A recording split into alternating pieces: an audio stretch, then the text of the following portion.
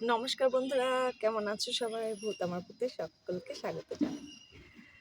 অনেক দিন প্রায় মাসখানেক হবে তোমাদের সাথে কোনো লিঙ্ক নেই, দেখা নেই, সাক্ষাৎ নেই, কোনো ঘটনা শেয়ার নেই। অ্যাকচুয়ালি ছেলের ফাইনাল এক্সাম ছিল, যেই কারণে কোনো রকম ঘটনা শেয়ার করতে পারিনি। এমনকি ফেসবুকটাও বন্ধই করে দিয়েছিলাম সত্যি কথা বলতে। ছেলে তো ও বদমাইশ হয়েছে, ভালোই হয়েছে বদমাইশ। একা একা তো পড়তে বসবেই না, একটু না গাইড করলে হবে না। যাই হোক, যেই কারণে সোশ্যাল মিডিয়া থেকে একটু আলাদা ছিলাম আর কি। যাক, শীতের দিন সকালে কেমন কাটছে একটু জানাও। আর আমার তো শীত একদমই সহ্য হয় না, একদমই না। তা তোমাদের সাথে অনেক দিন পর আজকে একটা ছোট ঘটনা শেয়ার করছি। ঘটনাটা শীতের দিনকারই, শীতের দিন বলে ভালো মতো মনে পড়ে গেল। শীতের দিনকারই ঘটনা এটা, সালটাল মনে পড়ছে না, তবে আমার বিয়ের আগের ঘটনা। একদিন টিউশন পড়তে গেছি, তা টিউশনি পড়ে বাড়ি ফিরছি। এবার কী হয়েছে, ঠান্ডার সময় তো সব জায়গাতেই হয়, আমাদের ওখানে অতটা বেশি ঠান্ডা পড়ে না, কিন্তু তবুও তো ঠান্ডা পড়ে। তো বাড়ি ফিরছি, তা বাড়ি ফিরতে লোকজন অতটা নেই, যে রাস্তাটা দিয়ে আমি বাড়ি ফিরি অতটা লোকজন থাকে না। তা নিঝুমি এলাকা, ফিরছি ঠিক, কিন্তু একটু গা ছমছমানি ভাব আছে, একটু ভয় ভয় লাগছে যে মানে স্বাভাবিক ফাঁকা রাস্তা হলে যেটা হয় আর কি, ভয় লাগছে। হঠাৎ পিছন থেকে, কুয়াশাও আছে কিছুটা, হঠাৎ পিছন থেকে দেখলাম একজন আসছে। তা যাই হোক, মনে একটু সাহস পেলাম, কেউ একজন তো রাস্তাতে আছে, একজনও রাস্তাতে ছিল না। তা এবার যখন রাস্তা ক্রস করছি, আমাকে সে ক্রস করে আমার পিছনে ছিল, ক্রস করে আমার সামনে এলো এবং সে হেঁটে যাচ্ছে। তা তখন মুখটা দেখে বুঝলাম আমাদেরই পাড়ার দাদাটা। পাড়ার বলতে কি, আমাদের আমাদের বাড়ির যে গলিটা, সেই গলিতে ঢুকতে আর একটা গলি পড়ে, সোজা চলে যাচ্ছে সেই গলিটা। সেই গলিতে গিয়ে তাদের বাড়ি, নতুনই বাড়ি করেছে তারা, খুব বেশি দিন হয়নি বাড়ি করেছে, অত এলাকা সাথে অত পরিচিতও নেই, কিন্তু ওই যে মুখ চেনা পাড়ার। যাই হোক, কথা বলি আর না বলি, কথা বলা নেই, কথা বলি আর না বলি, একজন তো পরিচিত মানুষ, প্লাস একজন মানুষকে তো দেখলাম রাস্তাতে, নির্ঝুম এলাকা, স্বাভাবিক সবারই ভয় লাগে। তা তার পিছনেই আসছি একটা, যাই হোক ভয়টা কাটলো যে না, একজনকে তো সাথে পেয়েছি, কিন্তু একটু খটকা লাগলো যে ওই দাদাটা বাইক ছাড়া চলেই না, সব সময় বাইক। কিন্তু হঠাৎ ওই সেই কী বাইক, ধুম বাইক ঠাইক তখন ছিল, ধুম বাইক, হ্যাঁ, সেই এরকম শুয়ে শুয়ে চালাতো, আমার তো বিরক্ত লাগতো ওই বাইক। হ্যাঁ, তা এবার সাথে খটকা লাগলো যে কি ব্যাপার, আজকে হেঁটে যাচ্ছে যে ছেলেটা, বাইক ছাড়া যায় না। তারপর অনেকটার পর তার সাথে আসলাম, এসে যখন লোকালয়ে চলে আসলাম, এক একটা রাস্তা আছে না যে কি বলবো, নির্ঝুম নিরিবিলি, আবার এক একটা রাস্তা আছে জনবহুল এলাকা। কি ইন্টারেস্টেড গল্প শুনবে আর রাত্রেবেলা আর বেরাবে না একা একা। তা যাই হোক, এবার সেই আচ্ছা এলাকায় চলে আসলাম, তখন দাদাটাকে আর দেখতে পেলাম না। আর লোকজন তখন ভিড়, আর আর ভয়টা মন থেকে কেটে গেছে, যদিও আর তাকে ফলো করার দরকার নেই আর কি, মানুষ সুযোগের যেটুকুনি ব্যবহার করে, তাই স্বাভাবিক। দাদাটার সাথেই পা চালিয়ে চালিয়ে এসেছিলাম।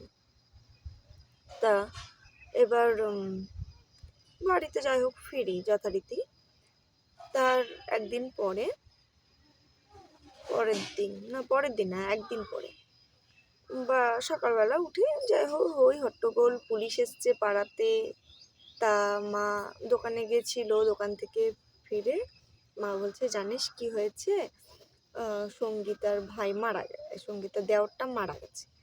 সঙ্গীতার দেওর ওই দাদাটার বৌদির নাম সঙ্গীতা, যেটা আমার মায়ের, আমরা ছোটোবেলায় একটা বাড়িতে ভাড়া থাকতাম, ওই বাড়ির মেয়ে। হ্যাঁ, তা পরিচিত।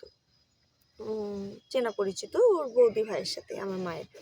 তা মাকে বলছি সঙ্গীতা দি দেওর তো একটাই? বললো হ্যাঁ।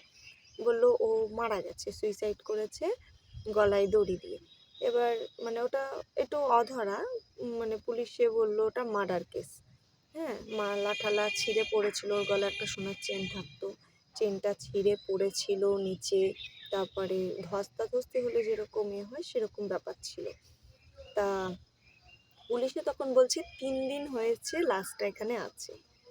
যখন পচা গন্ধ বেরিয়েছে, ঠান্ডার সময় তো চট করে পচেনি, যে মরতে মরতেই পরের দিন পচে গেছে সেরকম কিন্তু না, পচেনি। আর ওদের বাড়িটা ছিল জলের উপরে মাচা করা বাড়ি ছিল। তা এবার তখন যখন ফুলে গেছে লাশ, বা আশেপাশের লোক দেখেছে, তখন বলল যে কি হলো ব্যাপারটা, এরকম যাই হোক, পুলিশ এসছে, পুলিশ এসে লাশ নামিয়েছে। মানে পুরো ফুলে আছে লাশ, এমনকি লাশের মানে প্যান্ট ট্যান্ট এতটাই ফুলে গেছে যে মানে ফেটে পড়ার মতন অবস্থা। স্বাভাবিক জল রস জমে গেছে শরীরে, একটা মৃতদেহ। কিন্তু আশ্চর্যজনকভাবে 3 দিন ধরে ওদের বাড়িতে কেউ নেই।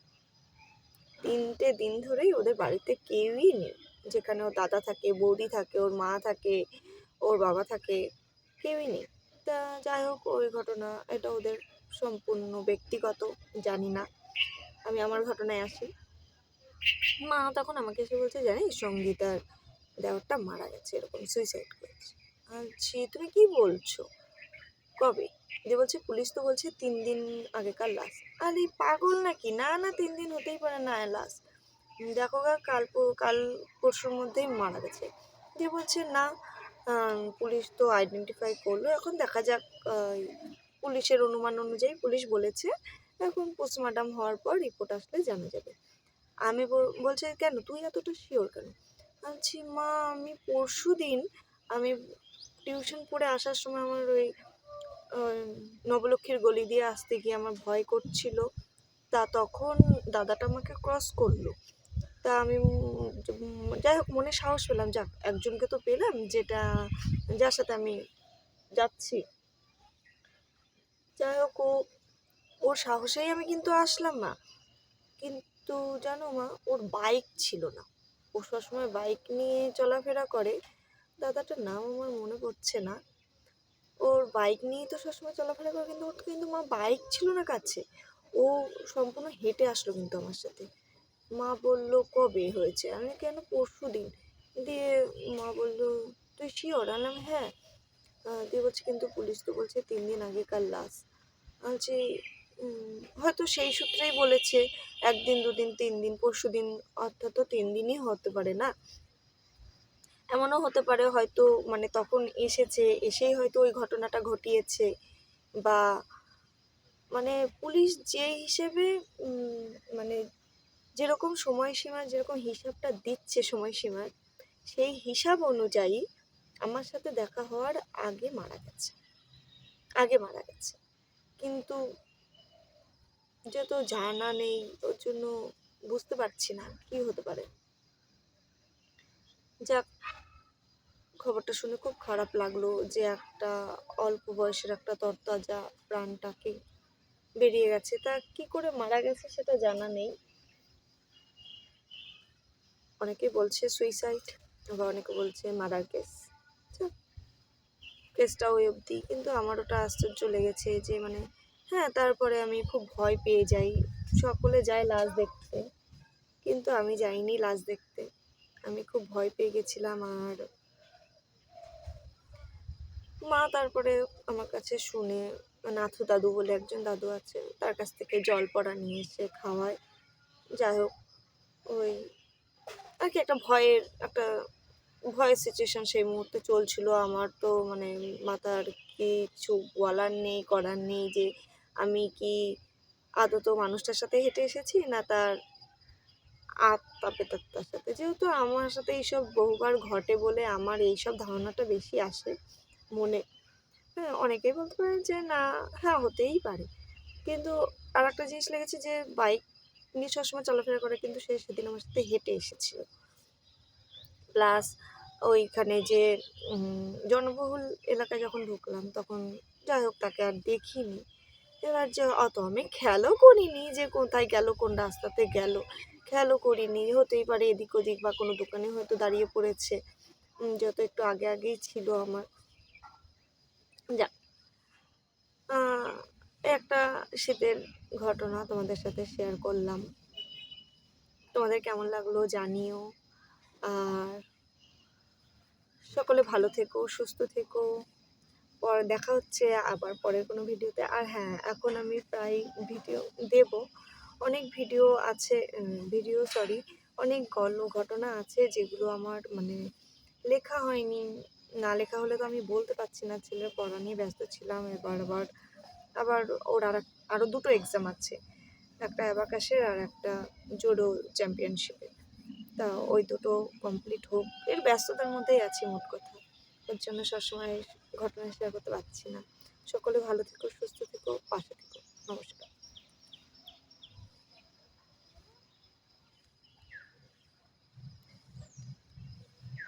এটা কাজ করছে।